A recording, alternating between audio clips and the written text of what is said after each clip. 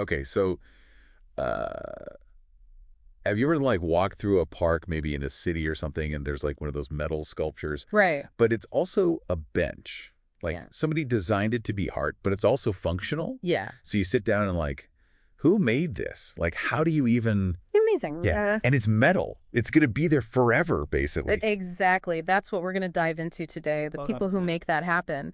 We're talking about metal furniture machine operators. I love that we're looking at this career. It's not something you hear about every day. No, not at all. But think about it. Metal furniture. Right, it's everywhere. It's everywhere, and somebody has to make it. True. And the career guide you gave me, actually, it's super interesting. There's a lot more to it than I think people realize. Yeah, when you say metal furniture machine operator, I think like factory, big machines, maybe a little bit dangerous.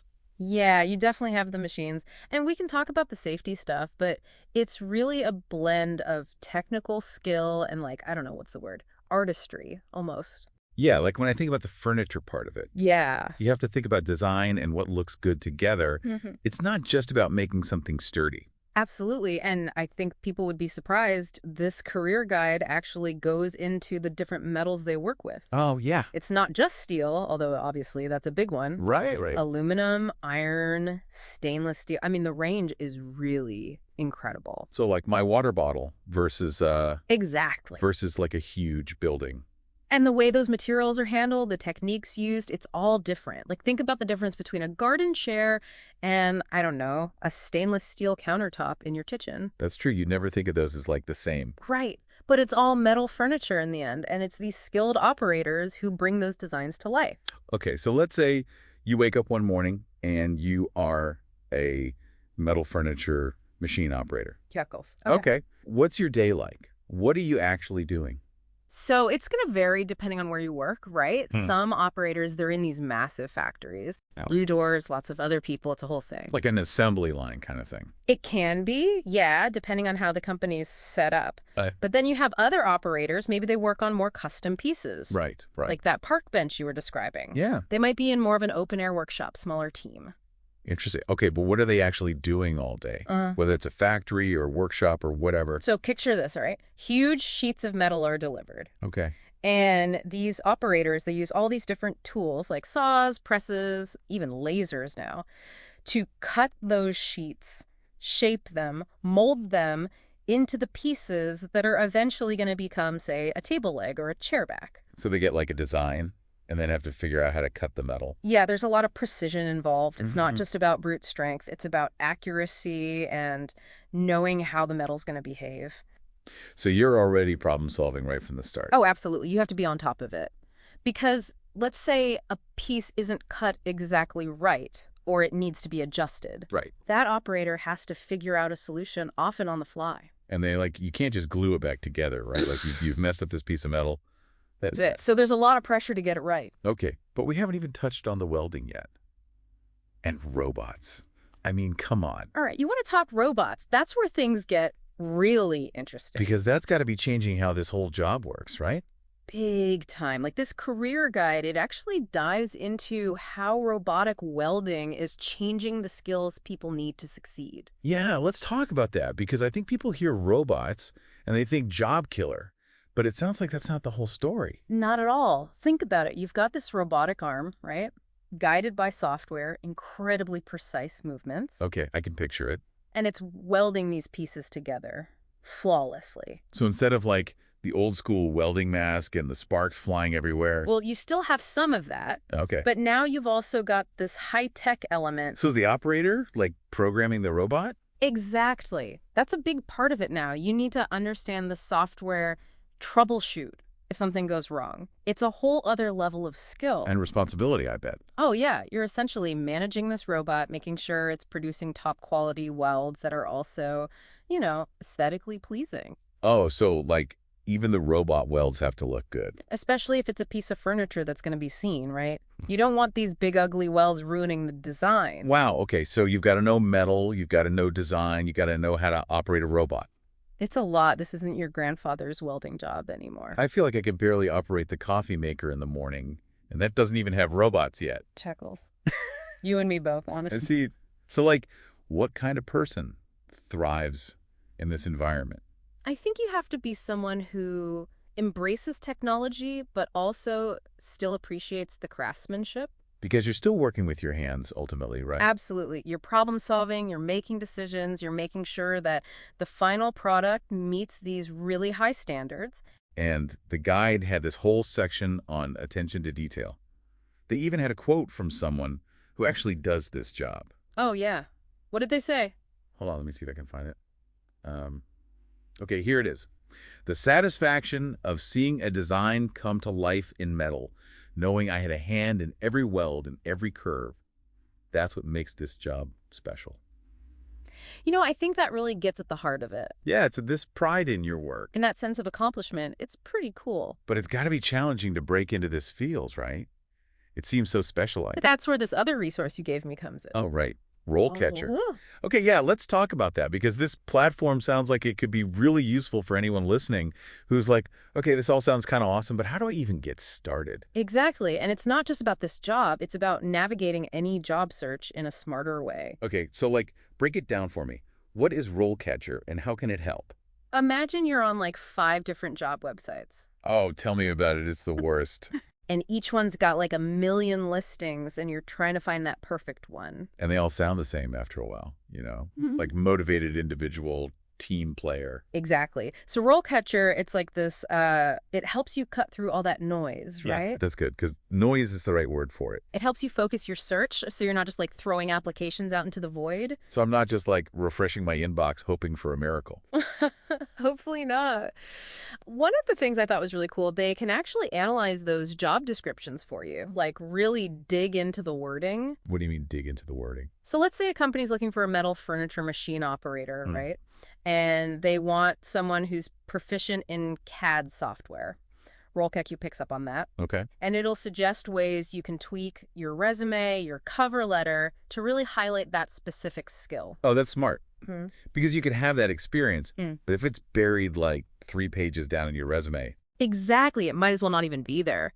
This way you're putting your best foot forward, showing them you've got what they're looking for. Okay, so I'm already liking this RoleCatcher thing. I'm picturing it like a little robot stapler just firing out perfect applications for me.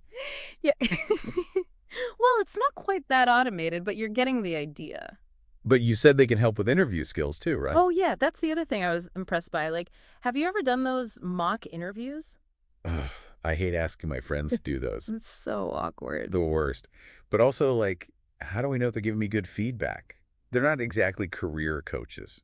Exactly. So RoleCatcher has this AI thing where you can practice your answers, even do a whole mock video interview if you want. Whoa. Okay, with a robot interviewer. It's not a robot exactly. It's more like, AI. yeah, it analyzes your responses, your tone, even your body language, and gives you suggestions for improvement. Okay, so it's not judging my outfit, but it's just making sure I'm not slouching or whatever. Exactly. I mean, think about it. For this metal furniture job, you're going to want to come across as confident, right?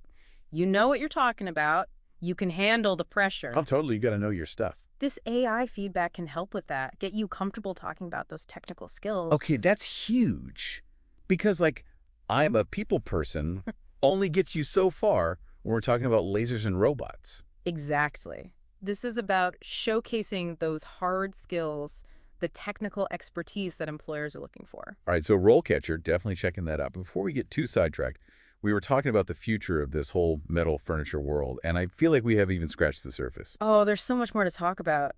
This career guide, it really impressed me with how much it focused on the future. Yeah, it wasn't just here's how to get a job today. Yeah. It was like a peek into what this whole industry is going to look like in 5-10 years. Right. And one thing that stuck out to me was sustainability. That's obviously a big deal right now. Yeah, everything's about being eco-friendly these days. And metal, it's actually really well suited for that. I mean, think about it. It's super durable. Yeah, you don't see people throwing out those wrought iron fences too often. Exactly. It lasts forever. And it's also really easy to recycle. Oh, that's true. I feel like with a lot of furniture, once it's done, it's done. Right. You're basically stuck with it. But metal. Melt it down, start over. The guy talked about how some companies are using almost entirely recycled metals now. Really? Wow. That's pretty cool, actually. It is. So that metal desk you're sitting at, it might have been a car in a past life. Okay, that is cool. Yeah. It's like upcycling, but on a whole other level. Right. I mean, you're talking about taking something that was at the end of its life and turning it into something beautiful and functional again. So it's like this whole craftsmanship element, but with a sustainability twist. Exactly. And the guide really emphasized how that's only going to become more important moving forward. Okay, so recycled metals, that's huge. Huh. What else is on the horizon? Because I feel like robots and lasers are just the beginning. Oh, we're just getting started. You ready for this? 3D printing. Okay, wait. Like the thing where my friend tried to make a little plastic Yoda, and it looked like a melted green blob. Laughs. Maybe not quite that, but you're on the right track. Because I can't imagine 3D printing a whole couch or something. Not yet, at least, but industrial 3D printing is a whole different ballgame. Okay, so how does that even work with metal? So basically, imagine you've got this super precise laser, Okay. and it's melting layers of metal powder together, building the object up layer by layer based on a digital design. So you're telling me someone could design a chair on their computer and then just print it out in metal, like that's it? That's the general idea. I mean, there's obviously more to it than that, but the potential is huge. Okay, that's wild. So like less cutting and welding, more melting and fusing?